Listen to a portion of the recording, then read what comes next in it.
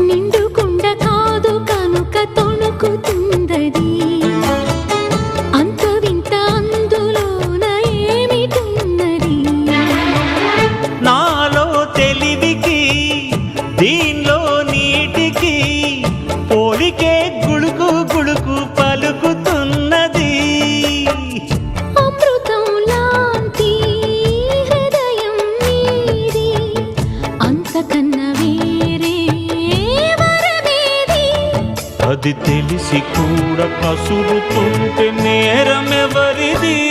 కోపం వస్తే మండుటెండ మనసు మాత్రం వెండి కొండ వాన మబ్బులాంటి వాటం నీదయా